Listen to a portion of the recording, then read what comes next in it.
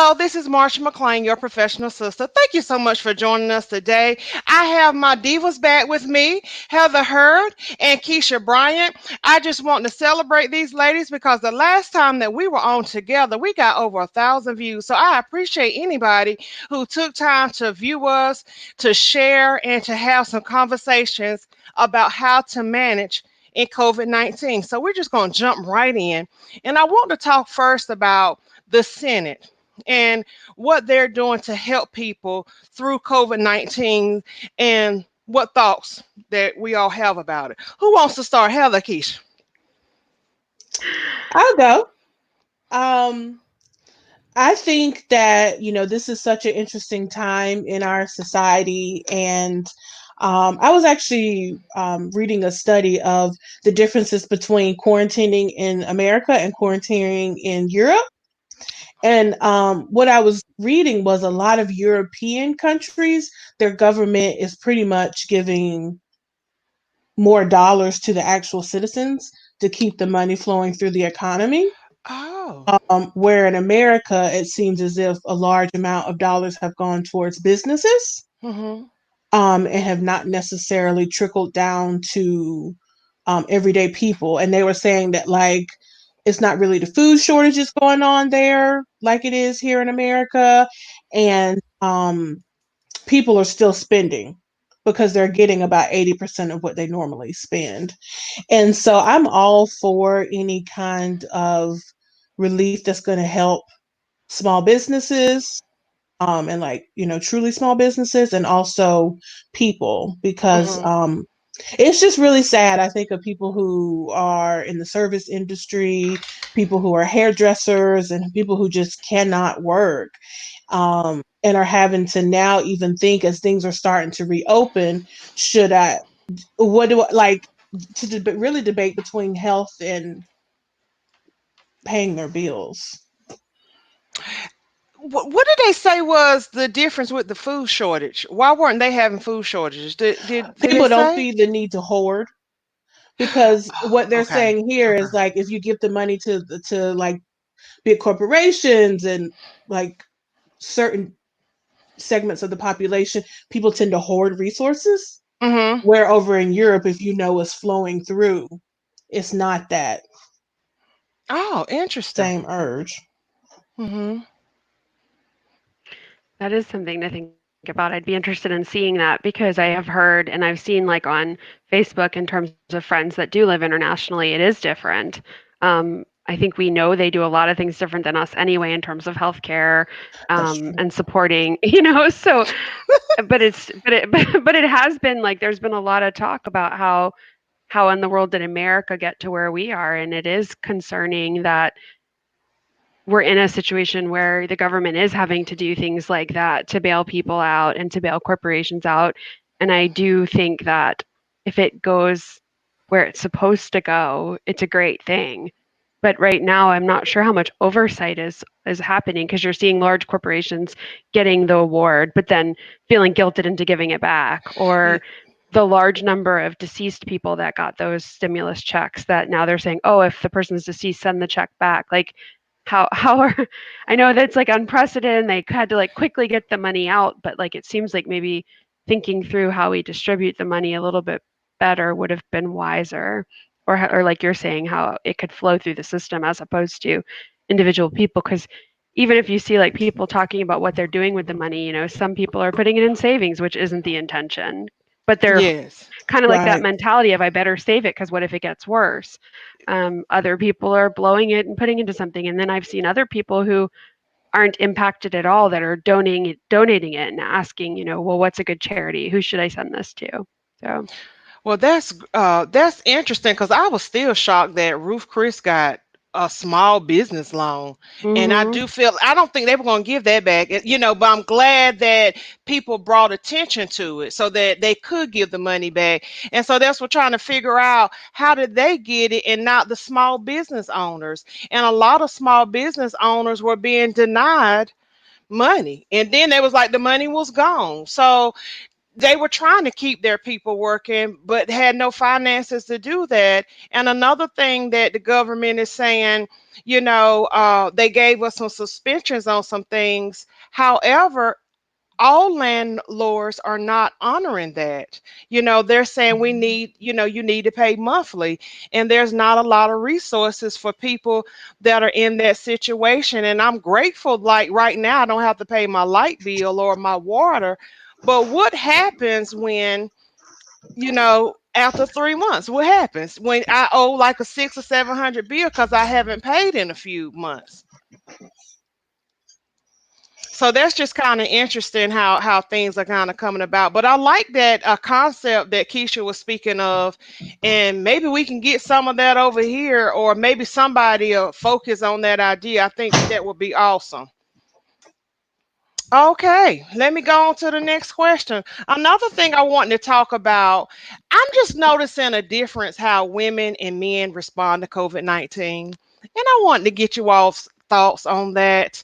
How women, may have a little more anxiety or worrying, and men like, oh, that's just the government, that's just some ploy they're using. I'm wondering, what are your thoughts on dealing with how men and women deal with COVID-19 so differently? To me, it seems like it's based on personality. Like, I think that, um, you know, there's that mentality for a male not to express exactly how they're really feeling about something. So I don't know that they're not anxious. I think there are plenty of folks that are anxious. And for me, like what I'm noticing in friends, family, and other people I know, it's more about kind of like what their status is in terms of red flags. Like if I'm 65 and I have a health condition, I might have a more heightened awareness. But if I'm 25, 30, I don't have any kids, I'm, don't have any outside sources where I'm getting contact, and I have no pre-existing conditions, then I'm fine to go to the beach today. Mm-hmm. So I think it's like it just depends on what your I think there's a lot of factors that go into it, not just your gender, but your age, your I mean, even like Keisha was saying, even your socioeconomic status, because Okay, if yeah. you have to go to work and you have to choose health versus supporting yourself, that's another Big a, decision to a make. big decision to make. I mean, I've seen Hmm. that a lot on the boards for people considering whether they just keep getting unemployment or they go back when they're offered a few hours and they're like, well, it's just better Mhm. for me not to risk those few hours and put Hmm. myself in harm's way because I have this, and this condition and just keep getting unemployment. Hmm. So I don't know. I mean, I think it It's just more, it depends. I sounds think like, people's reaction, it's more complex. yeah, it sounds more than just man versus woman. Okay, that makes Yeah. sense. What are your thoughts, Keisha? Yeah, I tend to agree with Heather. From what I've seen, I think is um, really dependent upon the risk factors and baseline anxiety and Hmm. responsibilities that a person has to deal with. I will say though, I have noticed I don't think genetically and that we're not that different, that we're not that far away from like caveman days. And so I have seen a lot of males get that hunt and gather instinct. Okay.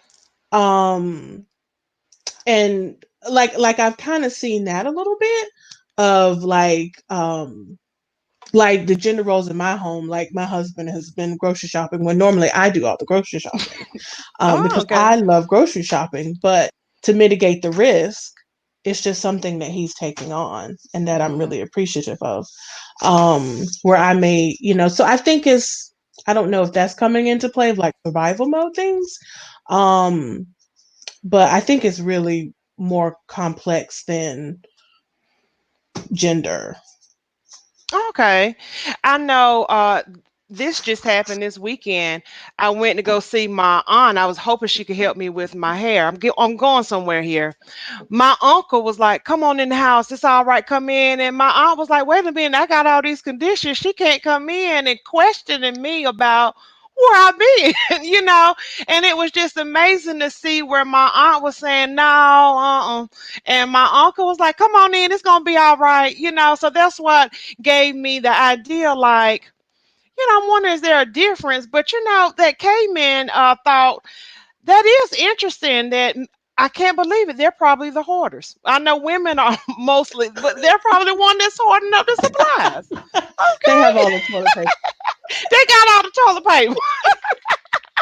So that is interesting, and as well as what how much money you make, how that plays a part in that. Just for instance, like a lot of companies are opening back up and telling people you need to come back to work, and they have these fears and trying to weigh out these options, and that can cause a lot of fear, panic, stress. What would you tell somebody that had to make that decision where their employer is saying, "Look, you need to come back to work. We're opening back up. This is what we're going to do. We're going to do the social distancing, wipe down all the carts. We're going to do a deeper clean," but that person still has panic about going back to work. What would you tell that person that may not even realize that they're having anxiety or panic with the heart palpitations and wanting some support? What would you tell them? I would, I mean, I think this is really a case by case basis. The analogy that I have been using is I feel like the first few months of this thing, I feel like the government has been doing the risk benefit analysis for us. So Hmm. the risk of going to school versus the benefits of keeping the diseases at bay and kind of weighing those out. And I feel like officially, when we get into phase two, we're going to have to do those risk benefit analysis for our families Okay. of um what is the risk of me telling my employer I'm not comfortable? I have to do this for my health. Um, I may lose my job, and figuring out if that is okay. And that's such a individual decision and a song and dance. I'm really hoping that companies are mindful of people's health, and not only with their em- employee's health, but also the employee may be healthy, but they may be going home to a spouse, a parent, or even a child that is immunocompromised. And so it's such a fine line of I what's know. right and what's wrong that, I mean, it's my heart goes out to, I mean, and we're all having to make these decisions Hmm. in different degrees, but my heart really goes out to people who are having to do this for their livelihoods. Hmm. Yeah, I agree. I think it's like even more, people are making these decisions all the time, even before something like this, but now it's even bigger, it feels like. Because, I mean, I just think about in my own work and meetings I've been in, the various people and their various responses to whether they're going to return to the office and what that's going to look like. Hmm. And thankfully, I work for a company that has pretty much said, like, it's going to be a while, number one, but number two, we're going to let you do what's best for you. We need you here, but we also need you to be healthy, to feel well.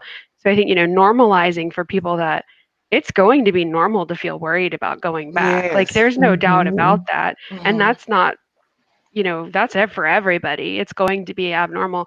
And to kind of like have grace for yourself, for your reactions, take the time you need. And Hmm. hopefully, people can talk to their employers in terms of like, how can I be accommodated, and really say, I want to be a team player. I want to be part of this Hmm. organization, and in the end, if that's not what the organization's after, well, then maybe that's a bigger blessing that you kind of leave a situation like that, because I would hope, like you said, moving forward, most places are going to be more understanding, because this has been a worldwide, issue, not just Absolutely. like it's not a small thing. It's not like, our building burned down and we're all going back to the new office. It's very different. Hmm. Absolutely. And I think this time is going to show about good management. Like, do you really care about your people? Are you going to do what's best overall for them? I understand that you have a business, things have to run, but what good is it to have people there that are not going to represent your company well because they are having anxiety, stress, depression, worrying about the kids. Like right now, people don't have daycare, people don't have school is not available, and they may not have those options. And that's why I'm really looking at what the government is doing and not necessarily the federal. I'm looking at what North Carolina, we're in North Carolina. I'm looking at it state by state. What are they doing to help? Or what plan do they have to help the people that live in North Carolina? And whatever state you live in, you should be looking at the same thing.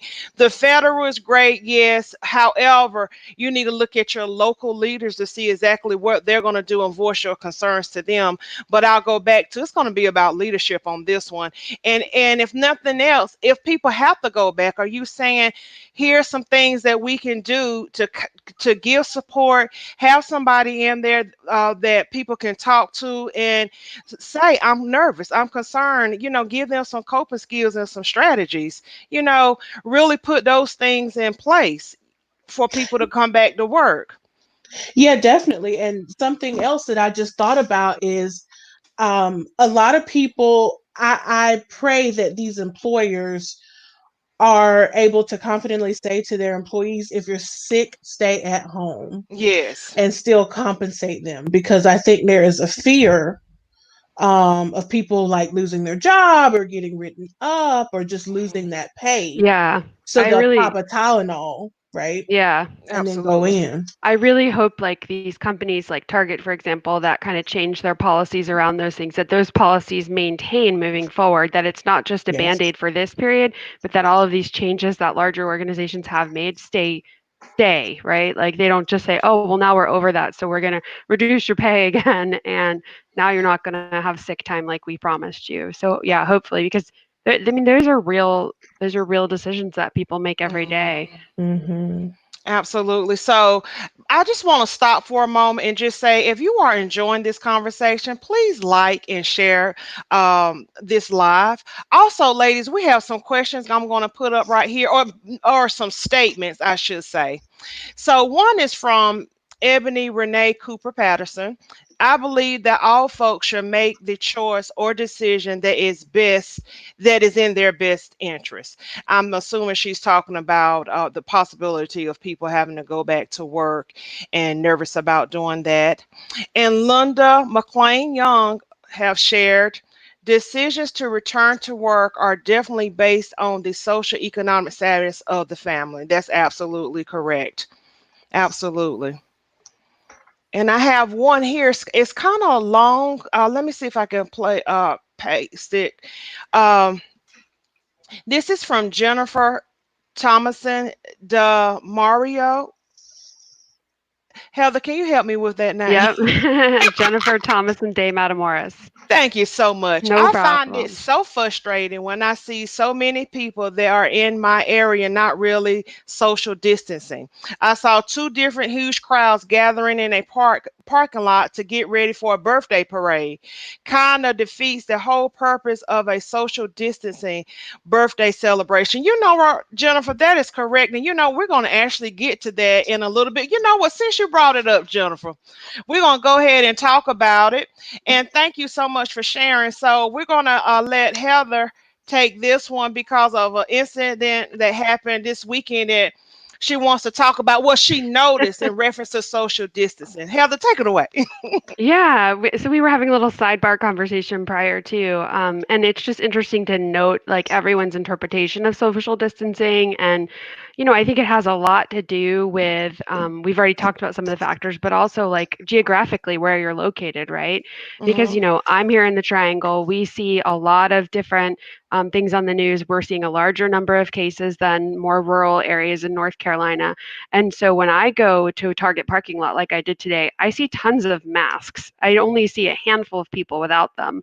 But I happened to take a drive yesterday to go into another area of North Carolina closer to the coast. And I was shocked when I stopped for gas and almost felt a little like weird because I had my little paper towel holding the pump and pressing the buttons. And nobody had any masks on, and they were all just like in their shorts ready to go to the beach, and they were in groups. And I saw one person with a mask, and he looked at me and smiled, and he like kind of like made this like Yeah, we're both we're both worried. Like we're the only people here worried. And and I'm like telling my kids they can't go to the bathroom because we're not using a public restroom. Right. So I think it does definitely matter where you live. And if you look even in the news today with all of the beaches, or I should say a lot of the beaches opening up this weekend, people are just going there. And I understand. Like, I mean, I took a drive because I was tired of being quarantined to one location. And so we did go, out in the community, but we were very mindful of what we did and where we went. Um, but yeah, it's frustrating that a lot of people aren't. And, you know, it's hard because it's like free will, right? Like you can't tell someone to do something, but at the same time, you would hope that they would make the socially conscious decision based on what they're being told and what's out there. Absolutely, because that is nerve wracking to see that. And I guess because it's getting warmer, it's hard for people to recognize, hey, we're still under quarantine. We still need to be doing social distancing. And we definitely need to be wearing our mask and gloves as well if you have those available. And what do? When children are seeing adults act and behave like Hmm. this? But you're Hmm. telling them, hey, put your Yeah, mask on, put your gloves on. yeah. What are we saying? And You I think, know, for us, we're in a state, with a high level of tourism, right? Like we have beautiful beaches that people come to. And when I was driving on the interstate, I passed cars from every single state you can imagine. And I thought, like, like that's the thing. Like that's exactly what the scientists are telling us about how things spread and people bringing in things. And then, it just takes one person from a hotbed area bringing it to another area. So, I'm not saying I'm in a hotbed area per se, but I am in a more of a hotbed area than where I went. So I didn't go into any stores. I didn't do any kind of face to face with anyone because I wanted to be mindful of that. I didn't want to, even if I don't think I have COVID, but if I was asymptomatic, I wouldn't want to risk someone because of my need to take a drive. Yeah, I totally agree with that. I'm team mask. I'm team I had a friend was telling me that a friend of hers basically told her kids initially to assume that they were sick, right? And so it just made social distancing a bit easier for the kids because they already know from baseline, if I'm sick, let me stay away from people. Um and so I think, given the fact that over 30% of people who have COVID don't have any symptoms, we all have to kind of make that assumption of there is a chance that you may have the virus. Um, so I actually ran out to the grocery store last week, funny story, and I had my mask on and I'm like with a plan. I'm thinking, oh, if I get there at 7:30, the store closes at 8, it won't be that many people there. Well, of course, I run into maybe about 40% of the people at the store at that time did not have any mask on. And I like legit froze. Like, I remember going down the pasta aisle and I'm like, oh my God, there's a man that does not have a mask on. And it almost felt in my body like I saw a reptile or something because it was just like danger, danger. And so I just employ people. I don't think we have COVID. Like we're healthy in this house, but just I wear masks for you. Can you wear masks for me? Um, so that's my spiel on that.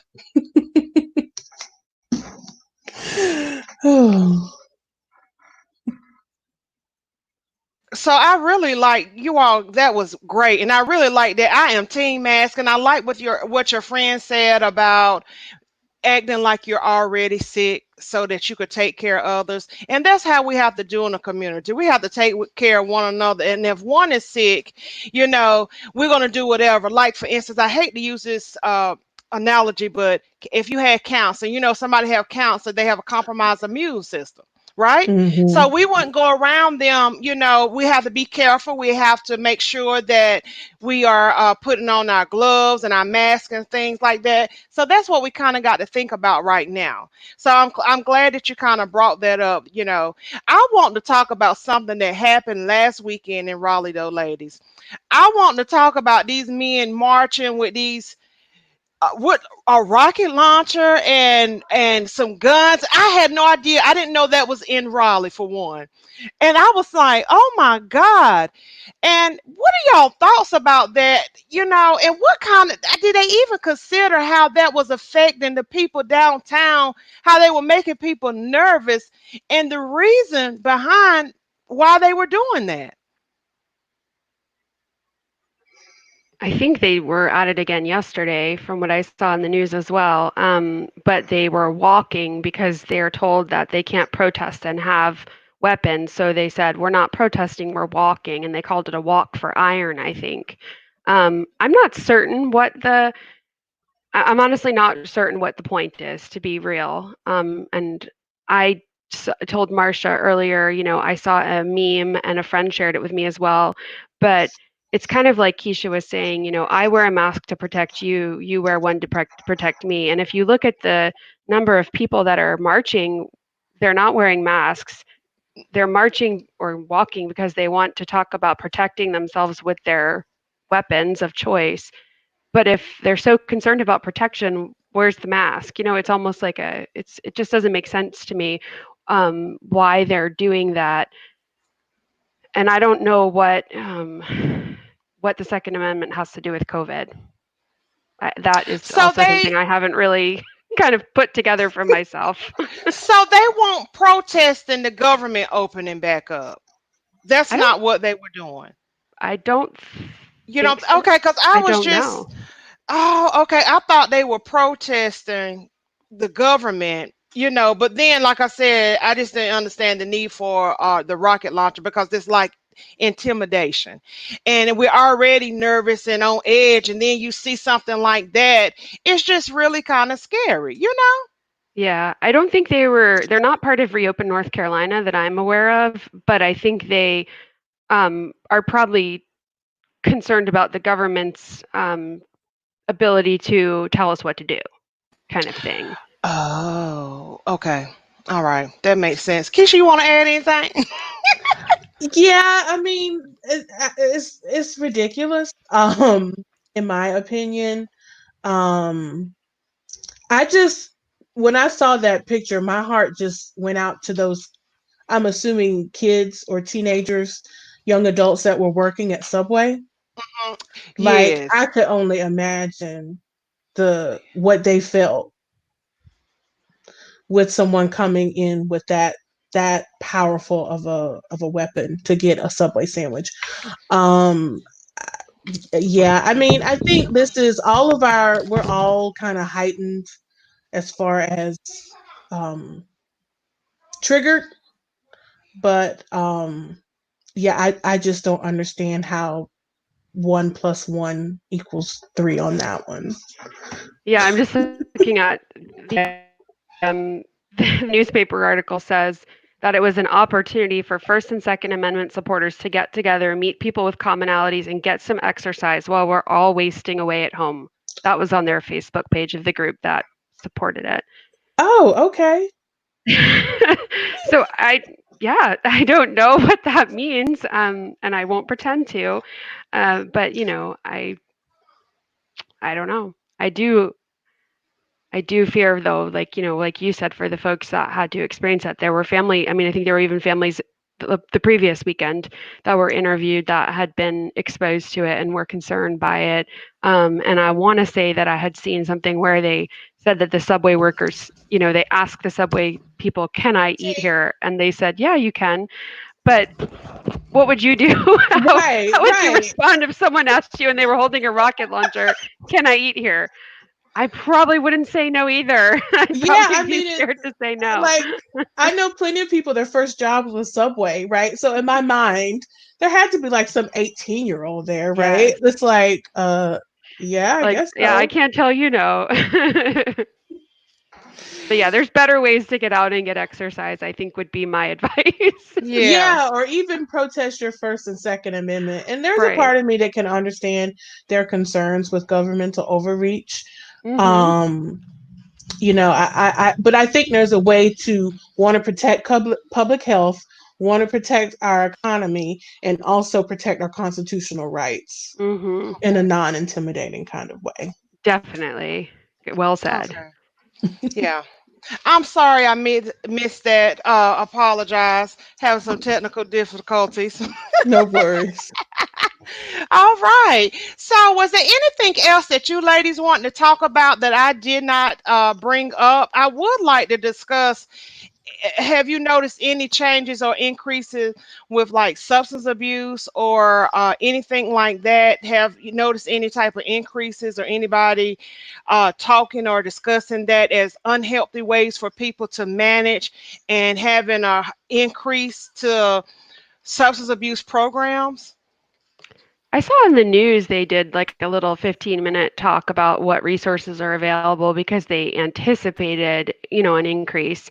I don't know statistically if there has been an increase, but I know that that is a focus that people have been talking about, and I know like at least on the local news they had a little segment with also some resources available to folks. Okay. Um, but yeah, I mean, I imagine it would be. I think Keisha said last time, you have to really think about what your coping skills are in the past and the present. And if Mhm. some of them were unhealthy in the past and you're bringing them into the present, then kind of think about that. So I'm sure that that's definitely occurring, but I haven't seen it firsthand. Oh, okay. So I was Yeah. just wondering. I don't know if I've seen any increases, but I know with my clients that do deal with addictive behaviors, I have been doing more like relapse prevention in their sessions and really checking in and making like honestly I know I sound like a broken record to my clients, but I'm like, you gotta double or triple down on the self-care now. Okay. Because our fuses are getting shorter, right? Like from what I'm Yes. seeing. And when fuses get short, old coping skills can kind of come back. And so Mhm. just trying to encourage my people to stay ahead. I think you're Okay. so, yeah. I know you said that last time and it resonated, and it's resonating even more this time because I think like over, from last time to this time, I'm even in a different place. Like I'm more frustrated than I was. I'm getting more short fused. I'm getting more angst, and trying to manage those things. And I know I'm taking it out on people in my house. Um, so like I think, the longer it goes on, the harder it gets, right? So we might be quadrupling it at some point, but yeah, being Right. really mindful about just keep adding on the self-care. Absolutely. And I think people, I'm glad that you're aware of that. I notice I'm having some mood shifts and those type of things where I have to put myself on a timeout and those type of things, but being aware of it and addressing it because we are quarantined, still we're in phase 1 in North Carolina, and I think phase 2 is coming up. But when you have these concerns, these anxieties and worries like I do myself, I'm not still not going anywhere. It's like I'm on a long punishment for right now. Well, I shouldn't say punishment, but that's what it kind of feel like. You know how your mom dad you on punishment, you can't go nowhere. Well, now kind of the government, you can't go anywhere. So just really trying to stay focused on that. Yes, we are able to go out. I mean, yes, the government is opening up and we have some more choices, but we still have to be conscious. Do we really need to take part in these choices, even though they're available to us? If that make any sense? Yeah. It totally does. I think you have to like even tell yourself that like some days I have to remind myself like it's my choice to stay home. Like even though Right. I I'm like sure that. I'm Okay. Good. strongly encouraged to All stay right, home, Heather. but like I'm choosing to, because I could if I wanted to go run out in the street or do whatever, right? So I think, trying to reframe it even that it's a choice and that it's a choice you're making for, and remind yourself for all the reasons why you're making this choice. Because I think when you get some insight into that, it feels better. It doesn't feel as much like a punishment because the reward is like, I'm going to be alive. I'm going to have all of these things if I make these wise choices now, as Yeah, I Okay. hard as love they that. are. Right. Like Hmm. we're blessed to be able to choose to stay home to stay healthy. Hmm. Um Absolutely. so yeah, I love that reframe, Heather. Okay. So before we end, I just want to give Heather and Keisha an opportunity. If there's anything positive affirmation that you would like to leave with our audience before we close for today, Just I keep it put a up. Stay safe, be well, take care of yourselves. Yeah, it's tough out there. Yeah, I would say just stay safe.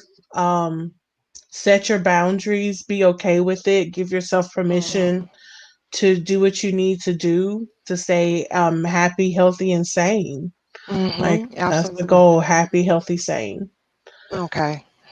Well, again, I want to thank these wonderful ladies for taking time out of their Sunday to encourage us, to just give us their feedback, their thoughts, and giving us a little bit of ways to cope and manage, and just being real. Even though we are in the mental health field, we are still managing this right along with you, and we want to provide support to you. I have put in the chat, I have put Keisha Bryant's information, her website. She is an excellent therapist. She is in private practice in Cary, North Carolina, and she is currently taking new clients. So please consider her. I also will be putting Heather Hur's information, an excellent. I know she may not expect this, but like a research writer. And also, she is available if you need someone to talk to young people as well as women's organizations. And Keisha is as well. So please keep these beautiful, powerful, encouraging women in mind when you have some things coming up. And I hope that we can get together again and have these conversations. Well, you all be blessed. And until next time, you take care. This is your professional sister, Marsha McLean.